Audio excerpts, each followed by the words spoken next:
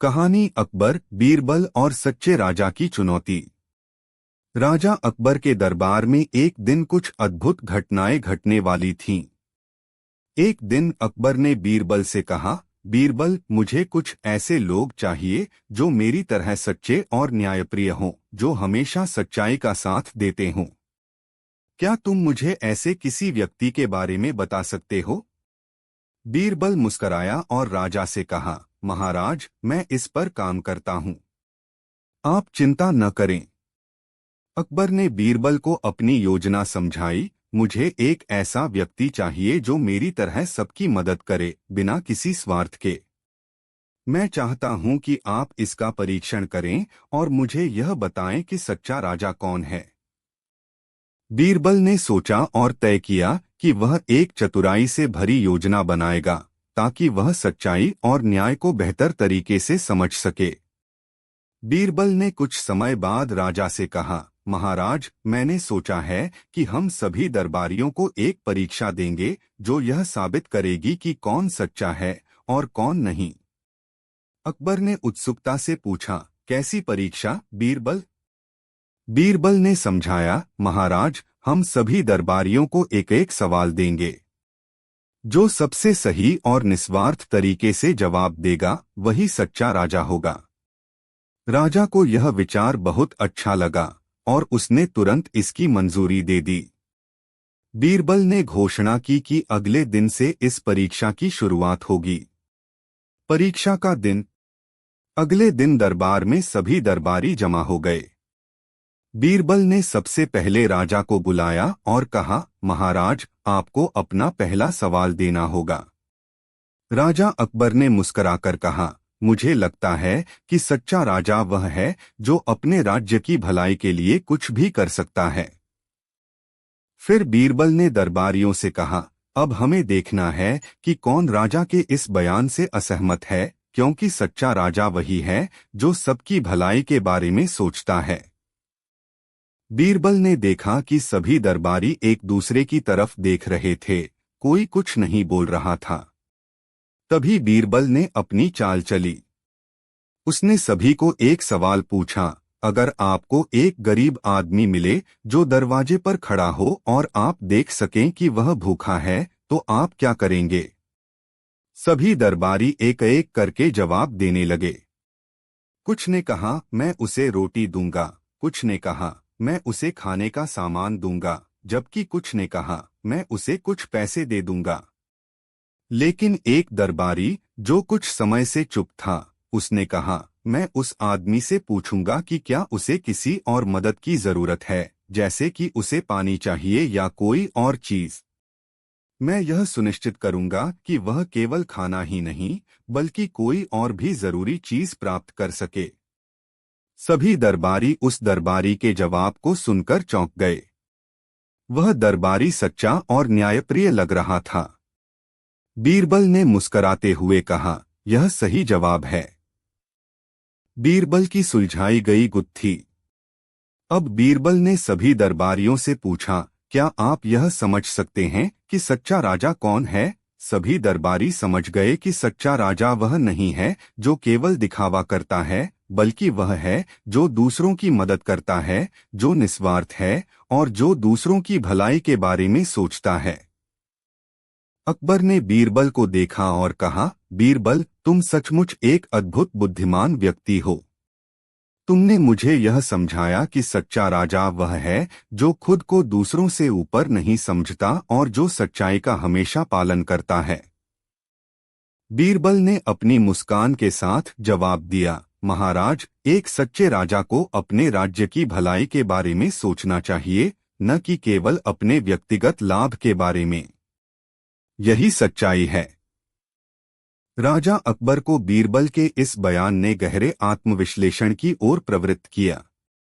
उसने न केवल यह सीखा कि सच्चे राजा को अपनी दरबारियों और प्रजा से हमेशा निस्वार्थ भाव से पेश आना चाहिए, बल्कि उसने यह भी महसूस किया कि केवल आत्मनिर्भरता और एकता से ही राज्य का भला हो सकता है। राजा अकबर ने अपने राज्य की नीतियों को और भी न्यायपूर्ण और सामूहिक भलाई की दिशा में बदलने का निश्चय किया। बीरबल के द्वारा दी गई यह गुत्थी वास्तव में उसके भीतर एक नई सोच और समझ को जन्म देने वाली थी। इस कहानी से यह शिक्षा मिलती है कि सच्चा नेतृत्व केवल बाहरी आभूषणों या ताकत से नहीं आता, बल्कि वह निस्वार्थता, ईमानदारी और लोगों की भलाई के लिए किए गए कार्यों से बनता है। बीरबल ने हमेशा यह साबित किया है कि असली ताकत और बुद्धिमत्ता लोगों की भलाई में छिपी होती है, न कि किसी बाहरी चीज में। आशा है कि यह कहानी आपको पसंद आई होगी। अगर आप किसी और टॉपिक पर कहानी चाहते हैं तो कृपया बताएं। कहानी अकबर, बीरबल और धन का असली मूल्य। राजा अकबर और बीरबल का रिश्ता हमेशा से बहुत अच्छा था। अकबर हमेशा बीरबल से अपनी समस्याओं का हल ढूंढता था और बीरबल के पास हमेशा एक अच्छा और सटीक समाधान होता था। एक दिन अकबर ने बीरबल से एक दिलचस्प सवाल किया, बीरबल, तुमने कभी सोचा है कि पैसा केवल धन से ज्यादा कुछ होता है? क्या पैसे का असली मूल्य सिर्फ इस पर निर्भर करता है कि हम कितनी संपत्ति जमा कर सकते हैं? बीरबल ने राजा की बात सुनी और सोचा, महाराज का सवाल बहुत गहरा है, लेकिन इसका उत्तर सरल और सीधा हो सकता है। बीरबल मुस्कुराए और बोले, महाराज, अगर आप मेरी अनुमति दें तो मैं आपको इसका उत्तर देने के लिए एक छोटा सा प्रयोग करना चाहता हूं। अकबर ने उत्सुक होकर पूछा, कैसा प्रयोग, बीरबल? बीरबल ने कहा, महाराज, मैं कल राज्य के हर नागरिक से एक सवाल पूछूंगा और जो सबसे सटीक उत्तर देगा वही इस सवाल का सही उत्तर समझेगा। अकबर ने कहा, ठीक है बीरबल, मैं इंतजार करूंगा। अगले दिन बीरबल ने राज्य के विभिन्न स्थानों पर जाकर लोगों से एक सवाल पूछा, पैसा क्या है और इसका असली मूल्य क्या होता है? लोगों ने अलग अलग जवाब दिए। कुछ ने कहा कि पैसा सुख, समृद्धि और ऐशो आराम का प्रतीक होता है, जबकि कुछ ने कहा कि पैसा शक्ति और सम्मान पाने का साधन होता है। कुछ ने यह भी कहा कि पैसा सिर्फ संतुष्टि के लिए होता है और जो ज्यादा पैसा कमाता है वह सबसे खुश होता है। बीरबल ने सभी जवाबों को ध्यान से सुना और फिर राजा अकबर के पास जाकर उनसे कहा, महाराज, मैंने राज्य के लोगों से पूछा कि पैसा क्या है, लेकिन मुझे एक जवाब भी ऐसा नहीं मिला जो मुझे संतुष्ट कर सके। अकबर ने सोचा और कहा, बीरबल, अब हमें इस सवाल का सही उत्तर मिलना चाहिए। बीरबल ने एक दिन अकबर को अपने महल में बुलाया और कहा, महाराज, मैं आपको एक छोटा सा उदाहरण देना चाहता हूँ। बीरबल ने महल के बगीचे में एक छोटा सा कांच का ग्लास लिया और उसमें कुछ सोने के सिक्के डाले। फिर उसने एक पुराना मिट्टी का बर्तन लिया और उसमें भी कुछ सिक्के डाले। बीरबल ने अकबर से पूछा, महाराज, आपको क्या लगता है कि इनमें से कौन सा बर्तन अधिक मूल्यवान है? अकबर ने बिना सोचे समझे जवाब दिया, बेशक कांच का ग्लास, क्योंकि उसमें सोने के सिक्के हैं। बीरबल ने मुस्कराते हुए कहा, यह सही है कि कांच का ग्लास दिखने में ज्यादा सुंदर और आकर्षक है, लेकिन क्या आप जानते हैं कि जब हम उसे एक दुर्घटना में गिराते हैं तो वह टूट जाएगा और उस टूटे हुए ग्लास से कोई लाभ नहीं होगा। फिर बीरबल ने मिट्टी के बर्तन को उठाया और कहा, लेकिन यह मिट्टी का बर्तन भले ही साधारण दिखता हो, लेकिन यह टिकाऊ और मजबूत है। अगर हम इस बर्तन को गिराते हैं तो यह शायद टूटेगा, लेकिन इसे फिर से ठीक किया जा सकता है। और इस बर्तन में जितना पैसा डाला गया है वह उतना ही मूल्यवान है, भले ही यह बाहर से साधारण दिखता हो। अकबर को अब समझ में आ गया। उसने बीरबल से कहा, बीरबल, अब मुझे समझ में आ गया है कि पैसा केवल उस वस्तु या चीज का मूल्य नहीं है जो हम दिखावा करते हैं। असली मूल्य उस वस्तु की स्थिरता, उसका सद्भाव और उसकी मजबूती में है। जैसे हम अपने जीवन में मूल्यवान चीजों का सही उपयोग नहीं करते, वैसे ही पैसा भी तब तक सार्थक नहीं है जब तक हम उसका सही दिशा में उपयोग नहीं करते। बीरबल ने यह दिखाया कि केवल धन और संपत्ति से ही जीवन की असली खुशी नहीं मिलती, बल्कि जीवन में स्थिरता, संतुलन और सही दिशा की आवश्यकता होती है। यह सब कुछ उस पैसे से अधिक महत्वपूर्ण है जो हम दिखावा करने के लिए इकट्ठा करते हैं। जैसे मिट्टी का बर्तन टिकाऊ और स्थिर होता है, वैसे ही हमारी अच्छाई और ईमानदारी भी सच्चे धन का प्रतीक होती है। अकबर ने अपनी गलती स्वीकार की और सोचा कि अब वह अपनी संपत्ति को अधिक समझदारी से खर्च करेगा और राज्य के लोगों की भलाई में लगाई हुई हर एक राशि को महत्व देगा। आशा है कि यह कहानी भी आपको पसंद आई होगी। अगर आप और भी नए टॉपिक पर कहानी। अकबर बीरबल एक दरबार में विचित्र चुनौती। एक दिन अकबर के दरबार में एक विचित्र व्यक्ति आया। उसने शानदार कपड़े पहने थे और उसके हाथ में एक बड़ी चमचमाती तलवार थी। उसने अकबर को सलाम किया और कहा, जहां पनाह, मैं दूर के राज्य का विद्वान हूँ। मुझे आपके दरबार की बुद्धिमानी की कहानियां सुनाई गई हैं। आज मैं एक अनोखा सवाल लेकर आया हूँ। अगर आपके दरबार में कोई इसका जवाब दे दे तो मैं अपनी पूरी दौलत उसे दे दूंगा। लेकिन अगर कोई जवाब न दे सका तो मुझे आपकी राजमुद्रा चाहिए। अकबर को यह चुनौती रोचक लगी। उन्होंने कहा, हमारी राजमुद्रा बड़ी कीमती है, लेकिन हमारे दरबार में बीरबल हैं। तुम अपना सवाल पूछो। खंड 2, सवाल और उलझन। विद्वान ने मुस्कुराते हुए सवाल पूछा, दुनिया की सबसे कीमती चीज क्या है जिसे खोने के बाद कोई इंसान दोबारा हासिल नहीं कर सकता? दरबार में सन्नाटा छा गया। सभी दरबारियों ने एक दूसरे की ओर देखा, लेकिन कोई जवाब नहीं दे पाया। कुछ ने सोचा कि यह सोना चांदी होगा, कुछ ने कहा प्यार, लेकिन विद्वान ने सभी जवाबों को गलत ठहराया। अकबर भी चिंतित हो गए। उन्होंने बीरबल की ओर देखा और कहा, बीरबल, क्या तुम इस सवाल का जवाब दे सकते हो? खंड 3, बीरबल का जवाब। बीरबल ने थोड़ी देर सोचा और मुस्कुराते हुए कहा, जहां पनाह, इस सवाल का जवाब बहुत सीधा है। दुनिया की सबसे कीमती चीज है समय। एक बार समय चला जाए तो उसे कभी वापस नहीं लाया जा सकता। विद्वान चौंक गया। उसने कहा, यह सच है। मैं इस जवाब की उम्मीद नहीं कर रहा था। बीरबल, तुमने मुझे हरा दिया। खंड 4, विद्वान की सच्चाई। विद्वान ने अपना वादा निभाते हुए बीरबल को अपनी पूरी दौलत दे दी। लेकिन बीरबल ने वह धन वापस अकबर के खजाने में जमा करवा दिया। तभी बीरबल ने अकबर से कहा, जहां पनाह, इस व्यक्ति की तलवार नकली है। मुझे लगता है कि यह विद्वान नहीं बल्कि कोई ठग है। इसकी तलाशी ली जाए। सिपाहियों ने विद्वान की तलाशी ली तो उसकी जेब में चोरी के गहने और नकली दस्तावेज मिले। विद्वान ने अपनी गलती मान ली और कहा, मैंने यह सब आपकी राजमुद्रा पाने के लिए किया था। मुझे माफ कर दीजिए। खंड 5, शिक्षा और न्याय।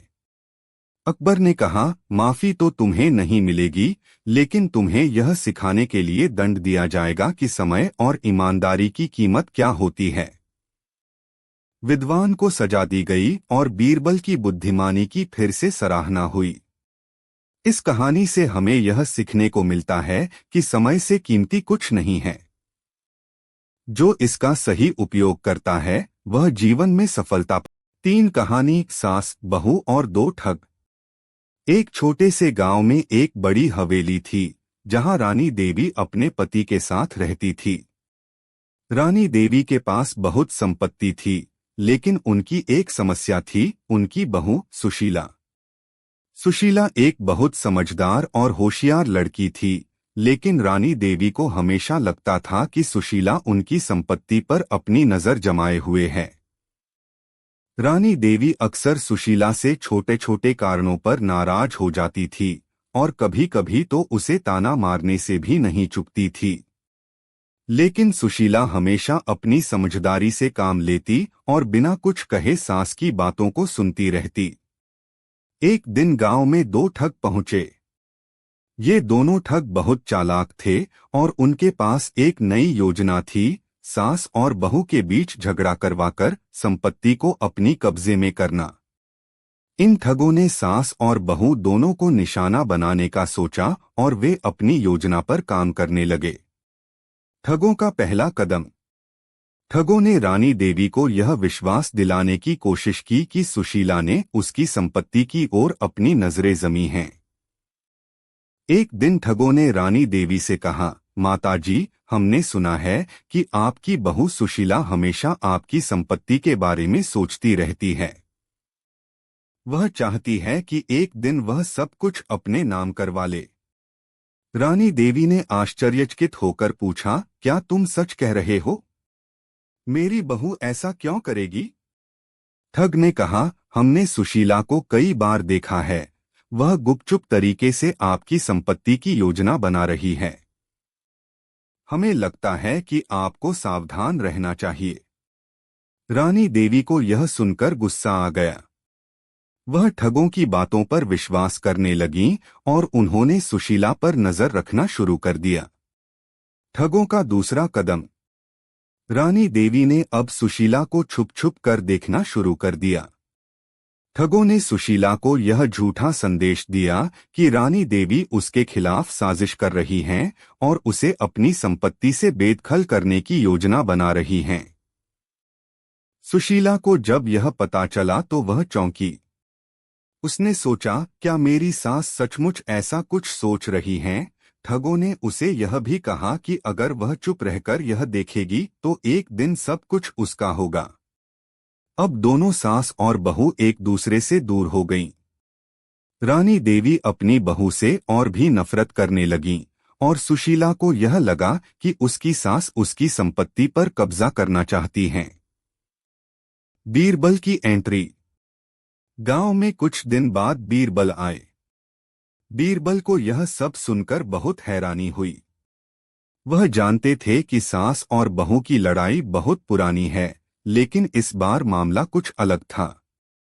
बीरबल ने तुरंत सोचा कि इस झगड़े का सही समाधान ढूंढना होगा। बीरबल ने रानी देवी और सुशीला दोनों को अपने पास बुलाया। जब दोनों आईं तो बीरबल ने मुस्कुराते हुए कहा, माताजी, बहू, मुझे सुनकर बहुत दुख हुआ कि आप दोनों के बीच अनबन हो गई है। क्या आप दोनों मुझे एक मौका देंगे ताकि मैं इस झगड़े को सुलझा सकूं? रानी देवी ने गुस्से में कहा, यह सब मेरी बहू की साजिश है, बीरबल। वह मेरे सारे पैसे हड़पना चाहती है। सुशीला ने भी नाराज होकर कहा, मैंने क्या किया है? मेरे साथ तो सास खुद ही बहुत बुरा व्यवहार करती हैं। बीरबल ने सोचा और कहा, ठीक है, आपको यह सुलझाने का एक तरीका है, लेकिन पहले मुझे दोनों का विश्वास हासिल करना होगा। मैं एक छोटा सा प्रयोग करना चाहता हूं। बीरबल का खेल। बीरबल ने एक बड़ा ताबीज लाकर रानी देवी और सुशीला को दिया। यह ताबीज बहुत खास है। इसे रात के समय अपने सिरहाने रखकर सोना और अगर अगले दिन सुबह ताजगी महसूस हो तो इसे अपने पास रखना। यह ताबीज आपको सही निर्णय लेने में मदद करेगा। रानी देवी और सुशीला ने ताबीज को लेकर अपनी अपनी कमरों में रख लिया। रात भर दोनों ने ताबीज को सिरहाने रखा। अगले दिन बीरबल ने दोनों से पूछा कि ताबीज ने क्या असर किया। रानी देवी ने कहा, मैंने ताबीज रखा था और अब मुझे महसूस हो रहा है कि सुशीला शायद मेरी संपत्ति पर ध्यान नहीं देती। सुशीला ने भी कहा, मैंने भी ताबीज रखा था और अब मुझे महसूस हो रहा है कि रानी देवी ने मेरी संपत्ति पर कोई निगाह नहीं डाली। अब बीरबल ने मुस्कुराते हुए कहा, माँ और बहू, इस ताबीज में कोई जादू नहीं था। यह तो सिर्फ एक साधारण ताबीज था। असल में यह ताबीज आपके दिल की सोच को बदलने का काम करता था। आपके झगड़े का कारण आपकी गलत सोच और बाहर से आई गलत जानकारी थी। रानी देवी और सुशीला दोनों को अपनी गलती का एहसास हुआ। उन्हें यह समझ में आ गया कि उनका झगड़ा एक झूठी सूचना और अनजान ठगों के कारण हुआ था। दोनों ने एक दूसरे से माफी मांगी और निर्णय लिया कि वे एक दूसरे के साथ सहयोग करके अपने जीवन को और संपत्ति को अच्छे से साझा करेंगी। ठगों ने देखा कि उनकी योजना विफल हो गई है, क्योंकि सास और बहू ने मिलकर अपने संबंध सुधार लिए थे। अब ठगों को सबक मिल चुका था कि किसी भी घर के मामलों में हस्तक्षेप करना उनके लिए खतरनाक हो सकता है। यह कहानी हमें यह सिखाती है कि जब हम किसी बात को बिना सही जानकारी के मानते हैं, तो वह हमारी जिंदगी में भ्रम और झगड़े का कारण बन सकता है। हमें हमेशा समझदारी से काम लेना चाहिए और बिना किसी बाहरी प्रभाव के अपने रिश्तों को संभालना चाहिए। आशा है आपको यह कहानी पसंद आई होगी। अकबर और बीरबल, अमूल्य खजाने की खोज। अकबर के दरबार में एक दिन दूर देश का एक रहस्यमयी साधु आया। उसने दरबार में घोषणा की, जहां पनाह, आपके राज्य में एक अमूल्य खजाना छुपा हुआ है। यह खजाना इतना अनमोल है कि इसे पाने वाला व्यक्ति हमेशा अमीर और खुशहाल रहेगा। लेकिन इसे ढूंढ पाना आसान नहीं है। अकबर के दरबार में खुसुर फुसुर होने लगी। सभी दरबारी यह जानने के लिए उत्सुक हो गए कि यह खजाना क्या है और इसे कैसे प्राप्त किया जा सकता है। अकबर ने साधु से कहा, यह खजाना कहाँ छिपा है और इसे पाने का तरीका क्या है? साधु ने मुस्कुराते हुए कहा, जहां पनाह, यह खजाना किसी गुफा में नहीं बल्कि आपके राज्य में ही है। लेकिन इसे ढूंढने के लिए बुद्धिमत्ता और धैर्य की जरूरत होगी। अकबर ने तुरंत बीरबल की ओर देखा और कहा, बीरबल, इस रहस्य को सुलझाना तुम्हारा काम है। मुझे यकीन है कि तुम इस खजाने को ढूंढ निकालोगे। साधु ने कहा, मैं आपको 3 दिन का समय देता हूं। इन 3 दिनों में आपको उस खजाने को ढूंढना होगा। अगर आप सफल हुए तो पूरा राज्य इस खजाने का लाभ उठाएगा। लेकिन अगर आप असफल रहे तो आपको मानना होगा कि यह राज्य इस खजाने के लायक नहीं है। बीरबल ने साधु की चुनौती स्वीकार कर ली। पहला दिन, जनता के बीच की खोज। पहले दिन बीरबल ने पूरे राज्य में घूमना शुरू किया।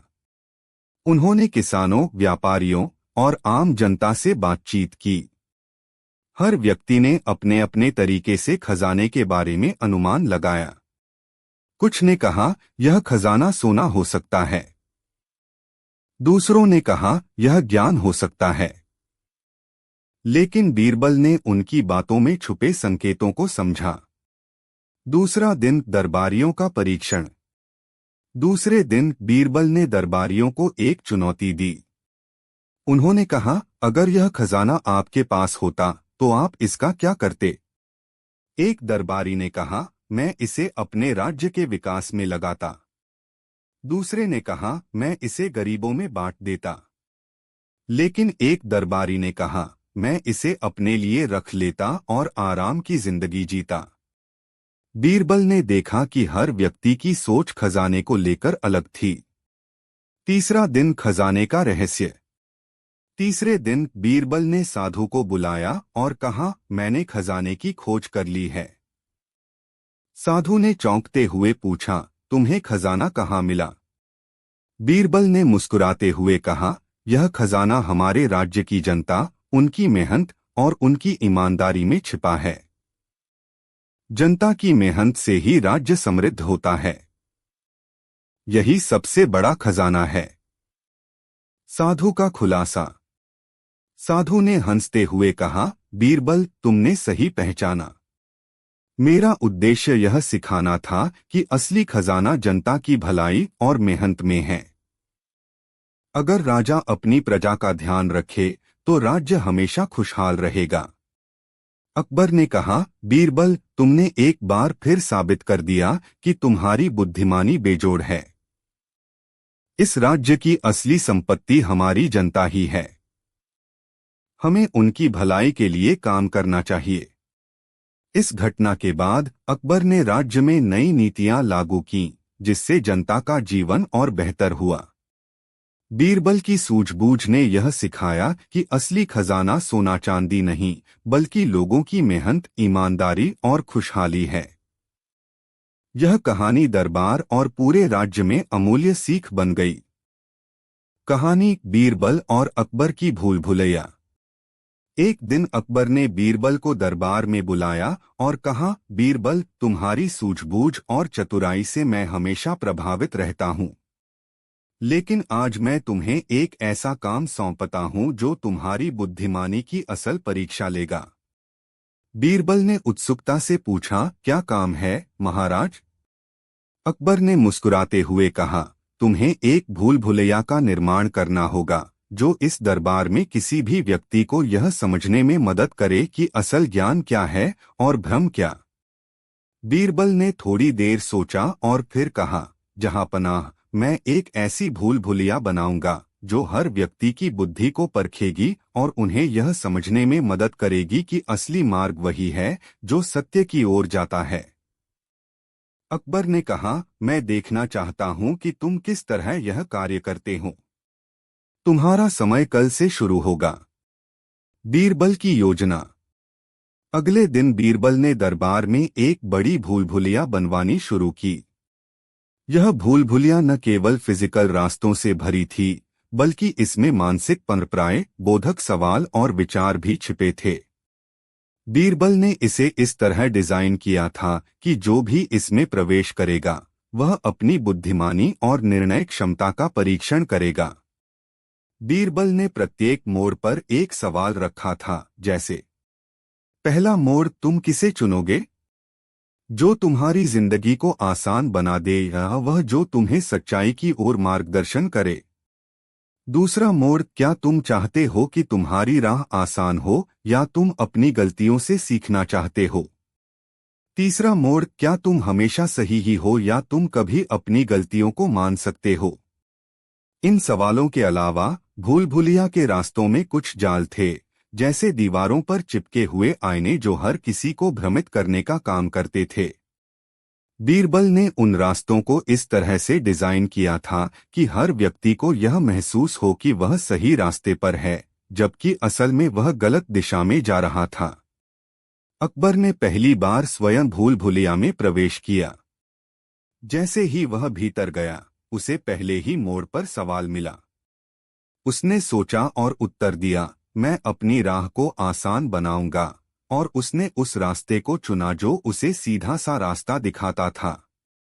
लेकिन जैसे ही वह कुछ कदम बढ़ा, वह एक दीवार से टकरा गया और उसे फिर से शुरू करना पड़ा। अकबर को यह अनुभव थोड़ा अजीब लगा, लेकिन वह फिर से पहले मोड़ पर लौटा और सोचा, क्या यह सही मार्ग है? उसने खुद से सवाल किया और पाया कि असल में यह रास्ता उसकी बुद्धि को चुनौती नहीं दे रहा था। इस बार उसने दूसरे रास्ते को चुना, जो थोड़ा जटिल था। आखिरकार जब अकबर ने पूरे भूल भुलैया को पार किया, तो वह बीरबल के पास पहुंचा। बीरबल ने मुस्कुराते हुए कहा, जैसा कि मैंने अनुमान लगाया था, जहांपनाह, आप रास्ते की सच्चाई समझने में सक्षम हुए।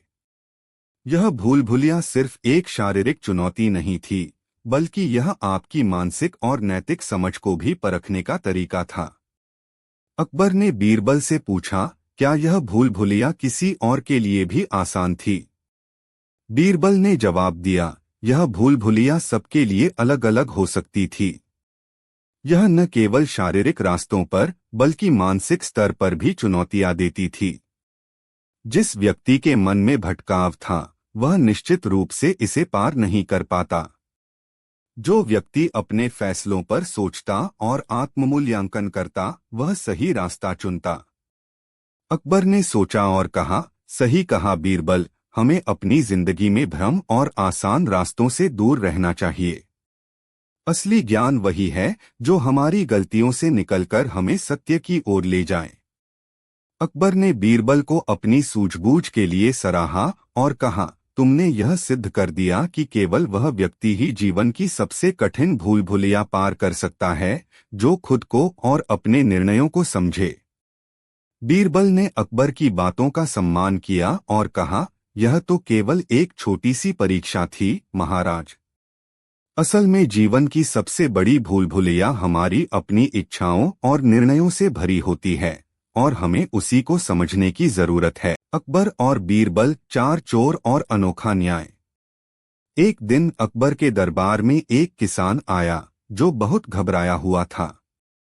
उसने अकबर से कहा, जहांपनाह, मेरे साथ बहुत बड़ा अन्याय हुआ है। चार चोरों ने मेरी सारी फसल और मेरे घर का धन चुरा लिया है।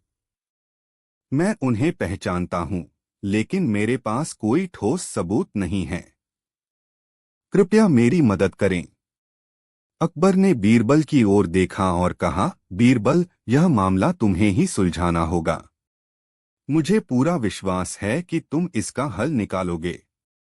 बीरबल मुस्कुराया और किसान से कहा, तुम चिंता मत करो। मैं इन चोरों को पकड़ने और तुम्हारा धन वापस दिलाने का वादा करता हूं। बीरबल ने किसान से चारों संदिग्ध चोरों के नाम जानने के बाद उन्हें दरबार में बुलवाया। चारों चोर डर के मारे दरबार में पहुंचे, लेकिन वे एक दूसरे पर आरोप लगाने लगे। कोई भी चोरी करने की बात स्वीकार नहीं कर रहा था। बीरबल ने चारों से कहा, तुम्हारे पास केवल एक रात है अपनी सच्चाई बताने के लिए। अगर तुमने सच नहीं बोला तो कल सुबह मैं ऐसी चाल चलूंगा कि तुम सब पकड़े जाओगे। चोर आपस में फुसफुसाने लगे, लेकिन बीरबल ने उन्हें शांत रहने को कहा। फिर उसने अपनी योजना का ऐलान किया। बीरबल ने चारों चोरों को एक एक लकड़ी का टुकड़ा दिया और कहा, यह कोई साधारण लकड़ी नहीं है, यह जादुई लकड़ी है। जो भी चोर होगा उसकी लकड़ी रात भर में 1 इंच बढ़ जाएगी। इसलिए सच बताने का यह आखिरी मौका है। चोरों ने लकड़ियों को लिया और उन्हें लेकर अपने अपने घर चले गए। चारों चोर पूरी रात परेशान रहे। वे सोचने लगे कि अगर उनकी लकड़ी बढ़ गई तो वे पकड़े जाएंगे। उनमें से एक चोर ने सोचा, अगर मैं अपनी लकड़ी का 1 इंच काट दूं तो कोई यह नहीं समझ पाएगा कि मैं चोर हूं। उसने लकड़ी का 1 इंच काट दिया और निश्चिंत होकर सो गया। दूसरे दिन चारों चोर दरबार में लकड़ी लेकर पहुंचे। बीरबल ने सभी लकड़ियों का निरीक्षण किया। उसने देखा कि एक चोर की लकड़ी बाकियों से छोटी थी। बीरबल ने मुस्कुराते हुए कहा, अब यह स्पष्ट है कि असली चोर कौन है। जिस चोर की लकड़ी छोटी थी वह घबरा गया और बोला, बीरबल, मुझे माफ कर दो। मैंने ही चोरी की थी। मुझे डर था कि मेरी लकड़ी बढ़ जाएगी, इसलिए मैंने उसे काट दिया। बीरबल ने अकबर से कहा, जहांपनाह, मैंने पहले ही कहा था कि सच्चाई कभी छुप नहीं सकती। अकबर ने चोर को सजा सुनाई और किसान का धन और फसल वापस कर दी। किसान ने अकबर और बीरबल को धन्यवाद दिए। इस कहानी से यह सीख मिलती है कि झूठ बोलने वाले कितनी भी चालाकी कर लें, लेकिन सच सामने आ ही जाता है। बीरबल की बुद्धिमानी और सटीक योजना ने एक बार फिर साबित कर दिया कि सच की हमेशा जीत होती है। कहानी, बीरबल और जादुई कांच की मूर्ति। अकबर के दरबार में एक दिन एक अजनबी व्यापारी आया। उसके साथ एक जादुई कांच की मूर्ति थी। मूर्ति ऐसी थी कि अगर उसके सामने कोई व्यक्ति खड़ा होता तो वह मूर्ति उसकी सबसे बड़ी इच्छा को पूरी कर देती। व्यापारी ने दावा किया कि यह मूर्ति किसी भी व्यक्ति की दुआ पूरी कर सकती है, लेकिन इसके लिए उसे एक बड़ी कीमत चुकानी होती थी। व्यापारी ने अकबर से कहा, जहांपनाह, यह मूर्ति आपके राज्य के लिए बहुत लाभकारी हो सकती है। यह हर व्यक्ति की मनोकामना पूरी कर सकती है, लेकिन इसके बदले में मुझे बहुत बड़ी कीमत चाहिए। अकबर ने मूर्ति को देखा और कहा, हमारी इच्छा तो यह है कि हम इस मूर्ति का प्रयोग करके लोगों के भले के लिए काम करें, लेकिन हम कीमत का मूल्यांकन कैसे करें? व्यापारी ने कहा, मुझे 5,000 सोने के सिक्के चाहिए और इसके बदले में यह मूर्ति आपको दे दूंगा। अकबर ने यह सुनकर सोचा और फिर बीरबल से कहा, बीरबल, तुम इस मूर्ति के बारे में क्या सोचते हो? बीरबल की सूझबूझ। बीरबल ने मूर्ति को ध्यान से देखा और फिर मुस्कुराते हुए कहा, जहां पनाह, इस मूर्ति में कोई खास बात नहीं है। मुझे लगता है कि यह एक साधारण मूर्ति है और व्यापारी झूठ बोल रहा है। अकबर ने हैरानी से पूछा, क्या तुम इसका दावा कर सकते हो, बीरबल? बीरबल ने जवाब दिया, हाँ महाराज। मुझे इसकी सच्चाई का पता लगाने के लिए एक छोटी सी तरकीब चाहिए। व्यापारी ने कहा, अगर आप मूर्ति की सच्चाई जानना चाहते हैं तो आपको इसके सामने खड़ा होना होगा।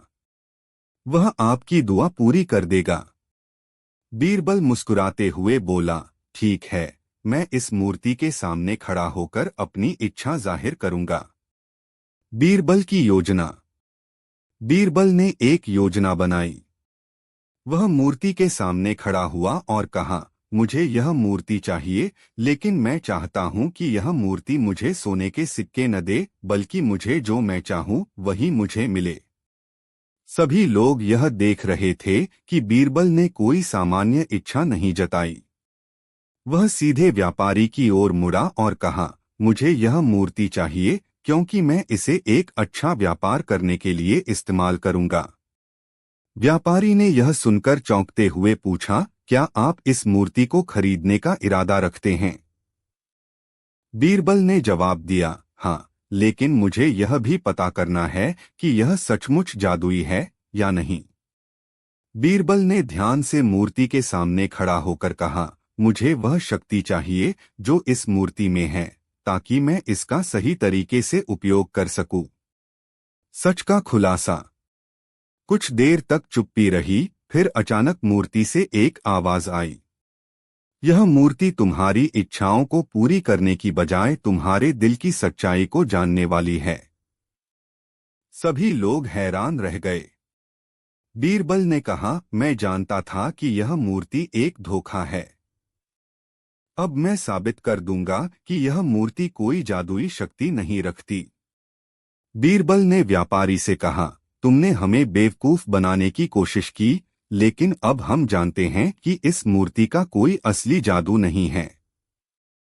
यह सिर्फ हमारी इच्छाओं को भांपने के लिए बनाई गई है। व्यापारी ने डरते हुए कहा, नहीं महाराज, यह मूर्ति सचमुच जादुई है, मैं झूठ नहीं बोल रहा था। बीरबल ने मुस्कुराते हुए कहा, तुम्हारी मूर्ति ने सचमुच एक इच्छा पूरी की है। तुमने हमें सच बताया और यही असली जादू है। अब तुम अपने मूर्ति के साथ यहां से जा सकते हो। अकबर का आदेश। अकबर ने व्यापारी को खदेड़ दिया और कहा, तुमने हमारी मेहनत और हमारी बुद्धिमानी को तुच्छ समझा, लेकिन बीरबल ने साबित कर दिया कि वह हमेशा सही होता है। व्यापारी ने चुपचाप अपनी मूर्ति लेकर दरबार छोड़ दिया और अकबर ने बीरबल को अपनी सूझबूझ और सत्य के प्रति निष्ठा के लिए सराहा। सीख। कभी भी किसी चीज की चमक और दिखावट पर विश्वास नहीं करना चाहिए। सच्चाई हमेशा किसी भी छल को बेनकाब कर देती है। बीरबल और 3 अनोखे मामले। खंड 1, राजा की चुनौती। एक दिन अकबर अपने दरबार में बैठे हुए थे। दरबारियों के बीच चर्चा चल रही थी कि बीरबल की चतुराई की सीमा क्या है। तभी एक दरबारी बोला, जहां पनाह, बीरबल वाकई होशियार है, लेकिन क्या वह 3 अलग अलग उलझे हुए मामलों को एक साथ हल कर सकता है? अकबर ने मुस्कुराते हुए कहा, यह तो देखना पड़ेगा। फिर उन्होंने बीरबल को बुलाया और 3 कठिन समस्याएं हल करने की चुनौती दी। बीरबल ने सिर झुकाकर कहा, जहां पनाह, चुनौती स्वीकार है। तीनों मामले बताइए। खंड 2, पहला मामला, खोया हुआ सोना। पहला मामला एक व्यापारी का था। व्यापारी ने अकबर से शिकायत की थी कि उसका कीमती सोना चोरी हो गया है। उसने अपने नौकर पर शक जताया। बीरबल ने व्यापारी और नौकर दोनों को बुलाया और कहा, इस मामले को सुलझाने के लिए हमें एक जादुई उपाय करना होगा। बीरबल ने दोनों को लकड़ी की छड़ी दी और कहा, ये छड़ियां जादुई हैं। जो चोर होगा उसकी छड़ी रात भर में 1 इंच लंबी हो जाएगी। अगले दिन नौकर ने डर के मारे अपनी छड़ी का 1 इंच काट दिया। जब बीरबल ने देखा कि उसकी छड़ी छोटी है तो सारा मामला साफ हो गया। खंड 3 दूसरा मामला, 2 बहनों की बहस। दूसरा मामला 2 बहनों का था। दोनों एक कीमती हार पर अपना अधिकार जताती थीं और कहती थीं कि वह उनका है। बीरबल ने हार को देखा और कहा, इस हार को हम 2 हिस्सों में काटकर दोनों को दे देते हैं। बड़ी बहन तुरंत चुप हो गई और हार को छोटी बहन को देने की बात कही। बीरबल मुस्कुराए और बोले, सच्चाई यही है। हार छोटी बहन का है क्योंकि बड़ी बहन सच्चे दिल से इसे काटने नहीं देना चाहती थी। खंड 4 तीसरा मामला, किसान की जमीन का विवाद। तीसरा मामला 2 किसानों का था। दोनों एक ही जमीन पर अपना दावा कर रहे थे। बीरबल ने दोनों को एक प्रतियोगिता करने को कहा। उन्होंने कहा, जो इस जमीन पर सबसे ज्यादा मेहनत करेगा वही इसका मालिक बनेगा। दोनों को 3 दिन तक जमीन की देखभाल करनी होगी। 3 दिन बाद एक किसान ने जमीन की जुताई कर दी जबकि दूसरा केवल बहस करता रहा। बीरबल ने फैसला सुनाया, यह जमीन उस किसान की है जिसने मेहनत की है। तीनों मामलों को सुलझाने के बाद अकबर ने बीरबल की तारीफ की और कहा, तुम्हारी बुद्धिमानी ने फिर से साबित कर दिया कि तुम सबसे चतुर हो। दरबारियों ने भी बीरबल की सराहना की और हर कोई उनके समाधान से खुश हो गया।